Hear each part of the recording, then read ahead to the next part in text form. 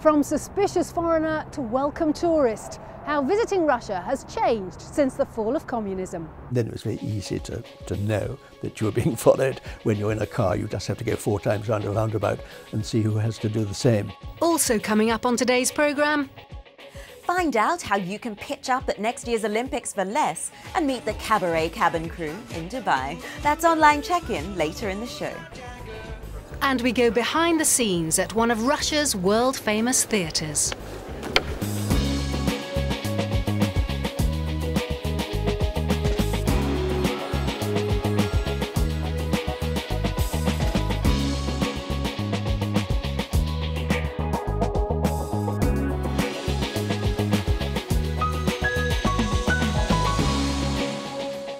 Hello and welcome to Fast Track. I'm Fiona Foster in St. Petersburg in Russia.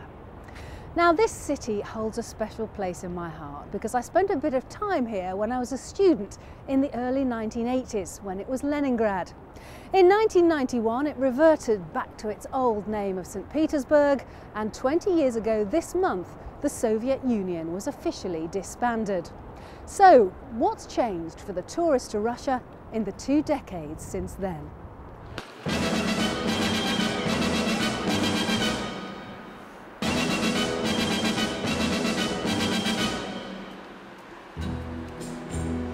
International hotel chains, designer shops, quality restaurants and foreign tourists freely enjoying the historic sights of St. Petersburg. But it wasn't always this way.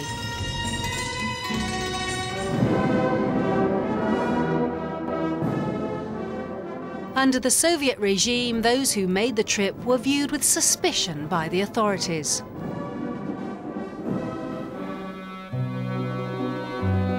Travel writer and author Colin Thubron spent several weeks driving around the Soviet Union on his own. Well, not quite on his own.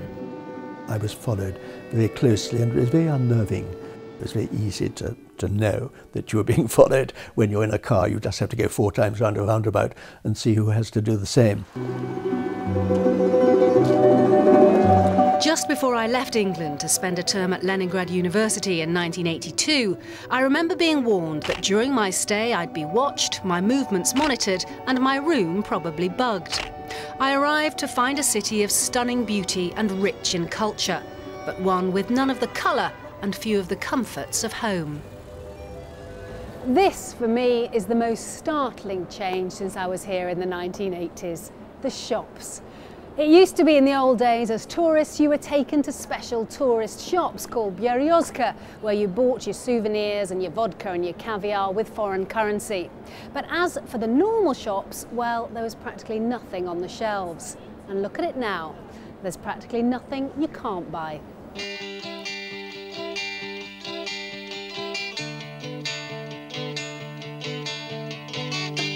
In the Soviet Union, the state-run travel agency Intourist was in charge of dealing with tourists from abroad.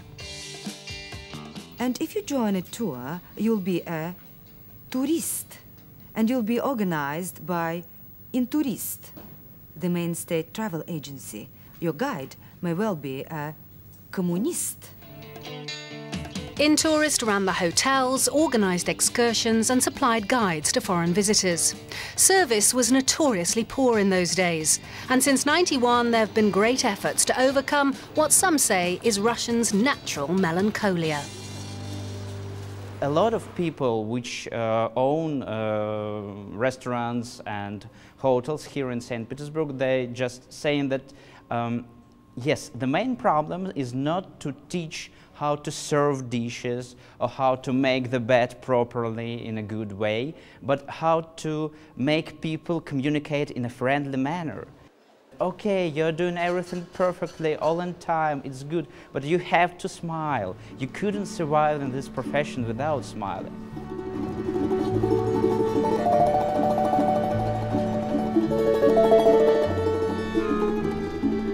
Being back is a chance for me to revisit a few old haunts.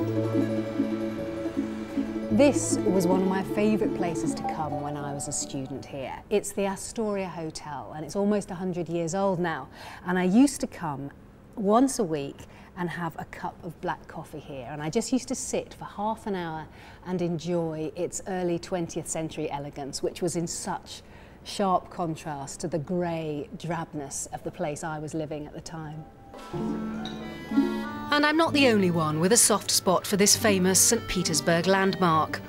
As Lydia Leontieva, who's worked at the Astoria for the past 23 years, showed me, everyone from the last Tsar Nicholas to Jack Nicholson and from Lenin to George Bush has been welcomed through its doors, which first opened in 1912. Lydia has a wealth of stories about her famous guests. Pavarotti, Luciano Pavarotti, when he stayed with us, he wanted to have a very big bed. But our bed was not enough. It was not enough for him. We put two big and made one, and how fantastic! It took you only 3 hours to buy and to deliver this big bed to the hotel. Today, Russians make up 40% of the hotel's guests, a far cry from Soviet times when only foreigners and the odd government official were allowed inside. Russians had to be content with the hotel's cafe next door. It was like I don't know, like the piece of freedom. You could see and buy, for instance, coffee, nice coffee, not with milk like it was everywhere in other places. Then very nice looking and very delicious such pastries. Then tonic. Can you imagine tonic in small bottles? And, for instance, cream or milk in small packs. It was surprising for us because in the shop the variety was very low. But in 1991, after a last-gasp coup attempt by hardliners failed in August, that freedom Lydia had tasted became a reality, when the USSR ended its days in December of that year. 20 years on, much has changed. One thing I remember finding really striking when I was visiting during Soviet times was the amount of queuing that went on here. When a delivery hit the shops, whether it was milk, whether it was bread, whatever, a line of people would start forming outside. Well, this is today's bread queue. People waiting to buy one of maybe 60 different types of artisan bread, or perhaps an exquisite French pastry. And if visiting Russia has changed drastically, outward tourism has of course been utterly transformed for Russians who found it very difficult to travel in Soviet times. It's not a secret actually that in every group which was heading to the west, you know, was the special service agent, just to control people. So you have to have a good characteristics from your work, from your colleagues and relatives about that you are a loyal citizen to go there. As a university professor, Leon Petrosyan was one of the lucky ones permitted to travel by Soviet authorities, but always under strict conditions. The main difference is that before we are going in organized tours, in organized groups, and there was no possibility to go alone, because for me it was much more interesting to travel alone, and that was the reason because that the last 20 years I traveled much more than before. These days, Leon travels with his family and reckons he's visited 70 or 80 countries altogether and has the souvenirs to prove it. But for most Russians, like Lydia, the chance to see the outside world didn't come till communism fell, and she travelled to Finland.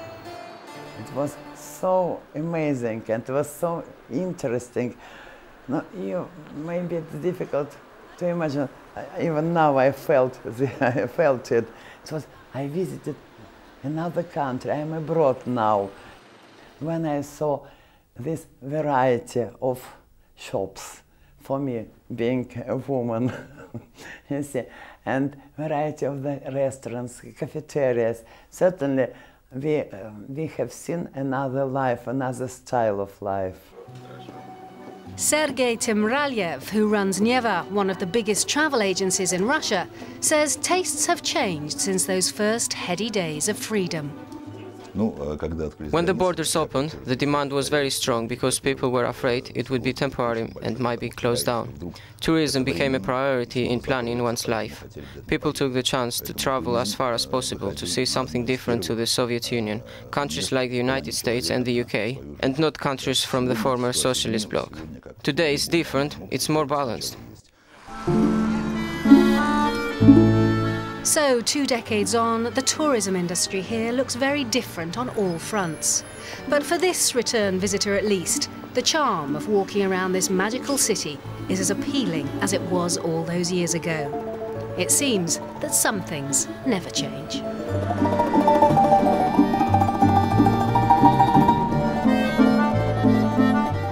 A wonderful trip down memory lane for me under the watchful gaze of Peter the Great, founder of this city. And I'm sure you've got your own, let's say, distinctive memories of tourism Soviet style. We'd love to hear them at our usual email address, that's fasttrack@bbc.com. Now let's have a look at the travel headlines around the world this week. A fire in Hong Kong's Ladies' Market has killed 9 people and injured dozens more. It damaged stalls and nearby apartments in the Mong Kong district. Thousands of tourists visit the traditional markets and shops every year. Britain's confirmed its departure tax will go up from next April by 10%. It means the duty charged on top of a long-haul economy ticket will now be around $150.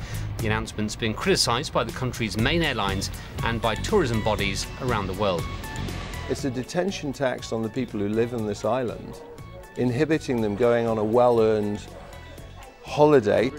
Would the charge stop you from visiting? Do let us know. The address is on your screen now. And last-minute travellers will need to keep an eye on the time when flying through Dubai Airport's Terminal 3. Emirates says it'll be closing check-in counters an hour before departure to ensure greater efficiency and punctuality. Passengers who've checked in online will need to drop their luggage off 90 minutes before their flight leaves.